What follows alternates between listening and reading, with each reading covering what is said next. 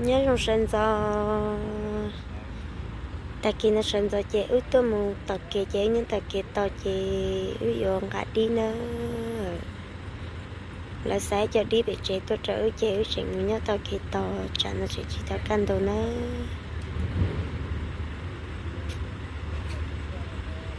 mình phải giờ ôm mông ta xíu sau đây chị chọn ra cô bé một sẽ chỉ sẽ bây giờ đi tôi sẽ nữa dù anh ta mà đi chả nữa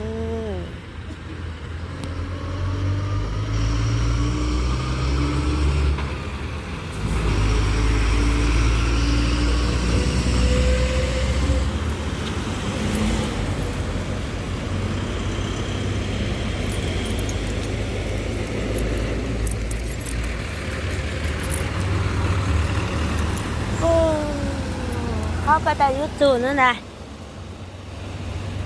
ở đây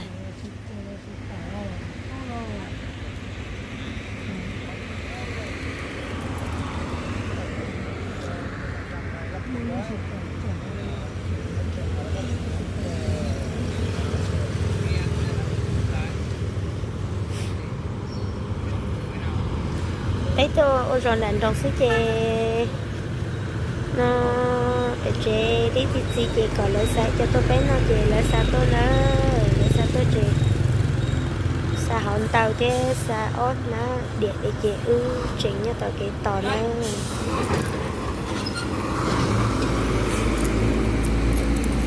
và chị trả các hôm mẹ sẽ khai là sẽ tẻ à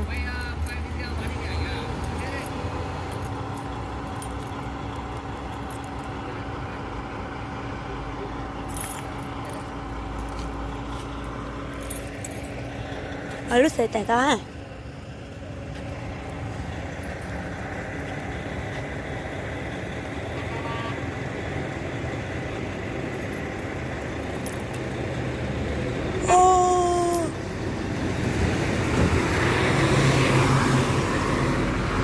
trời rợt thao liệu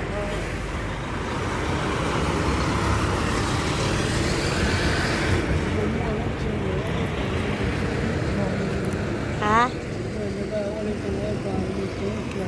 Quá nhờ thì còn của quá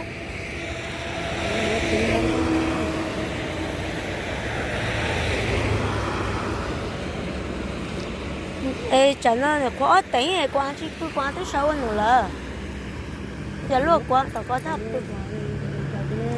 thì đây rồi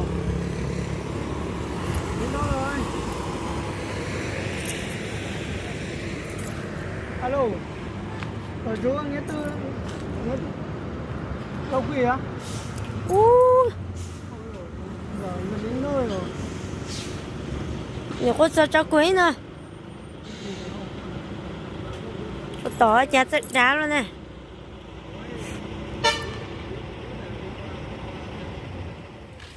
kia quẹt tê xe hả quẹt tê xe có sót thế được không tầng nó lên chỉ nè tầng này ít con nào đó mua đi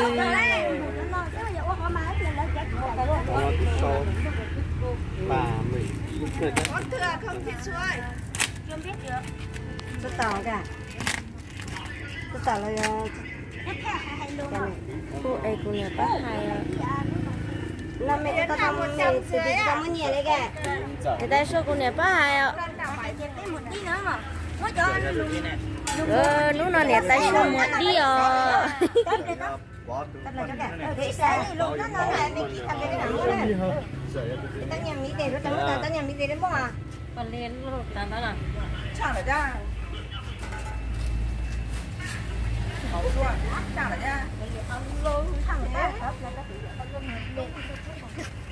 lò chị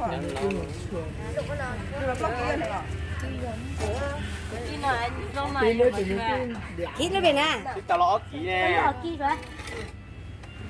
à không muốn chết kia dùng cái lần tắt cho ha để cho mấy để cho mấy sẽ nó chị leo con à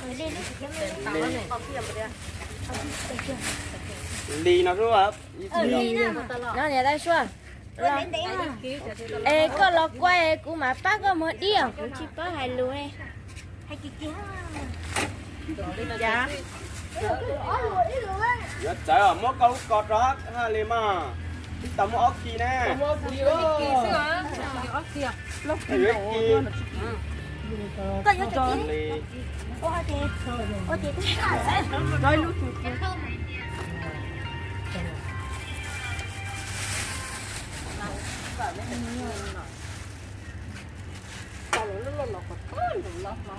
à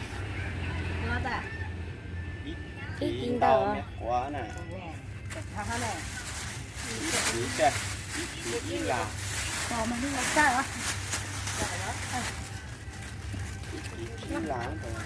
ý kia wow ý kia đâu cái này ý đâu mua đâu mua ít số kia được không ý mà nó có gì vô rồi lúc lo gì phải nói đi à thế mà chị là chỉ muốn hình cho nó muốn cho trong hát cho chị con ha cô hỏi chị là chỉ muốn hình này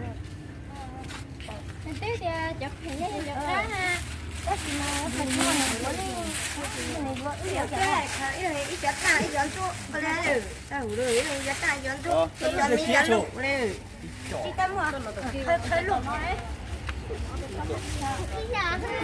ta chọn nó thì có tí này cái chỗ là chọn có hai có việc tí luôn đã lo không phải được lúc hạt chị tâm rồi giận nó đúng không Không có gì thì do cái lũ này để tôi coi ít ký rồi có chuyên nghiệp ra hả wow nó tôi để gió ký à cho ký rồi tôi ít là cho cũng chỉ cho không là gì kia bà họ ốc gì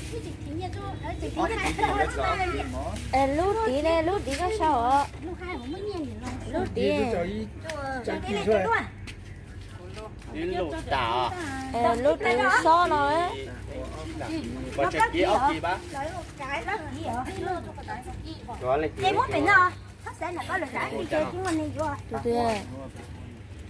từ tụi nó lo xe đi tụi nó nè rồi kia nó xé nó là xé nó này nếu xé nó nhận một xe đi à nuôi tàu tua tiền này đi tàu tua đặt đi tàu tua này anh chúng nó đi tàu một đăng ký này là đăng ký này tàu thì buốt cho đây tàu sao mua cho đăng ký vấn đề đó ít bè nếu mua tới để cho hai tàu lấy chó đấy quá chúa lấy chúa trời tu mà chúa chỉ trông cha tụi họ trời quá rồi nó khá lia tao chỉ chúng nó là chó có ai chưa thấy đấy xé nó đó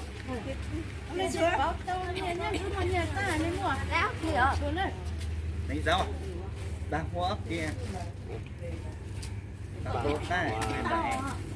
cái gì nãy cho họ lấy cái kia cho ai vậy nè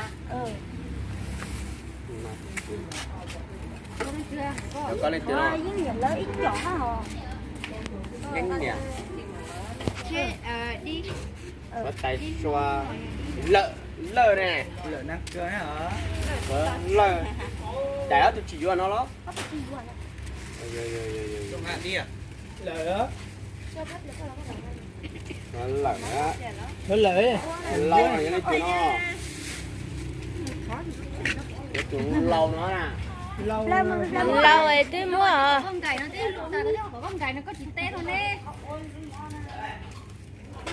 lâu ấy tông ta chè tông đấy của ai đấy lâu anh muốn nhớ mổ tông nó mà lâu để chỉ tông tới lúc lâu liền mà ngu điên chơi gì đấy tôi thấy có chỉ té nữa hả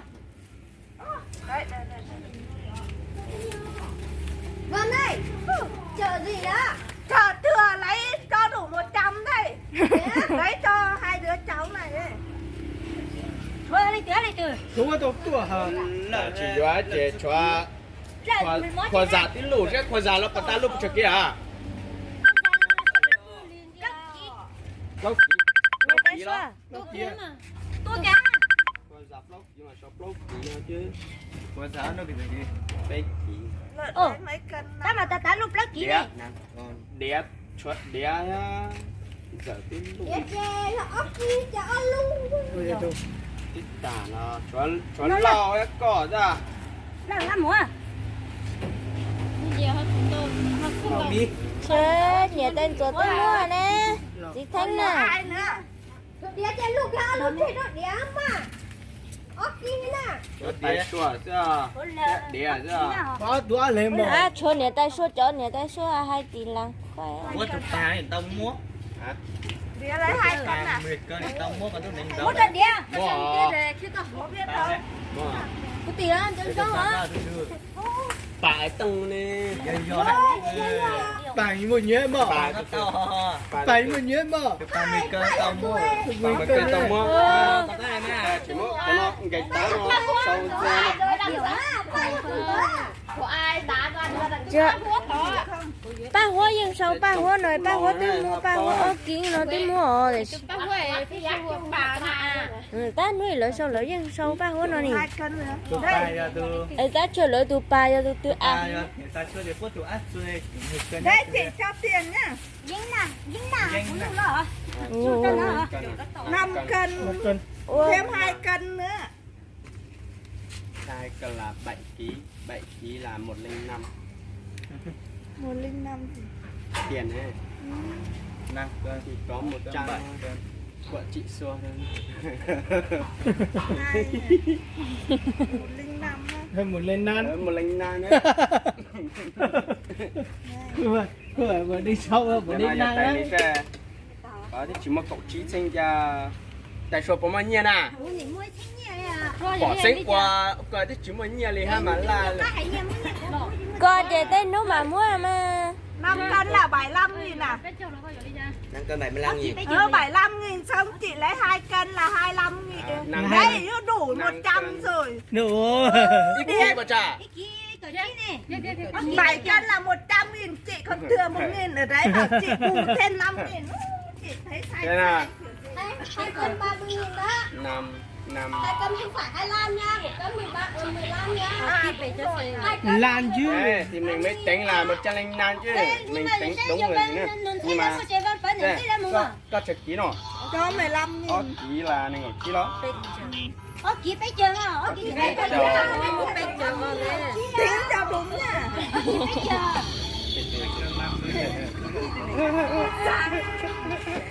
Thế còn chị thì sẽ xuống giờ lên. thừa rồi cho thừa rồi Đó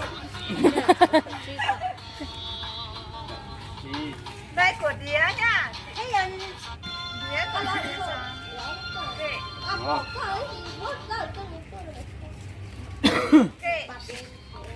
lấy lên cho nó đĩa đi chào Hai cái này là thôi đi. Sẽ đây một cho trả có rồi. tù Thích tủ có luôn. tù bà nó cẩu ký đó nè bà ấy đó thì tựa Mong đua tụ. Đi là khỏe tôi soi tôi lùi gì nghe kia bồ. Số con ấy, coi chói này. thì mất chọn cái tài cho nó chứ là chọn đĩa Đĩa đến lũ hết tiền cả kia. khỏi giả nó lọ vũ thì Phía mà phía tụ xuống này. Nghe tin chưa bút kịp thua mà. Thế là số hà hai cả cũng lướt cái xỉa ta Qua dân là lưu chỉ bù ít bùa để hành tao chỉ có chịu chúa.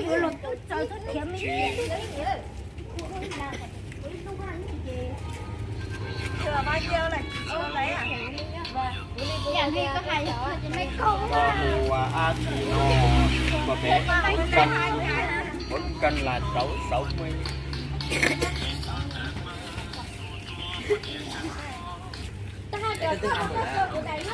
2 túi này đấy đúng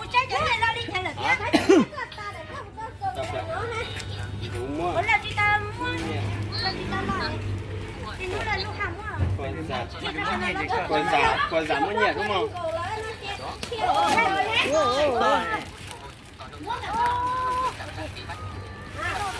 Tên gì tao ta chê. Nhưng mà nằm ở tại á. bà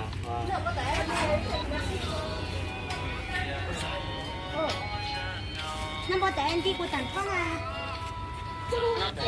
Bảo Ở mi thế này. Bạn nhìn đúng không? bạn nhiều. Đúng rồi, mua trên bàn kiểu nhiều cao. Mua nhiều thả tổ ta nè. Đúng rồi, trên kiểu cao mà. Trên kiểu Kéo cao ba nhiều. ra chút tôi ở tụi chị nè. Bạn nhìn nó. đấy có nhiều Bạn lên nhìn là chứ tụi chưa. Tụ lực rồi. thua Khoe. Mua cho trở thay nè. Ồ á, chị nè chỗ qua bé qua. Để bây giờ tôi mua nhiều. Không biết. Nè, chị chủ. Lấy chổi của chị qua.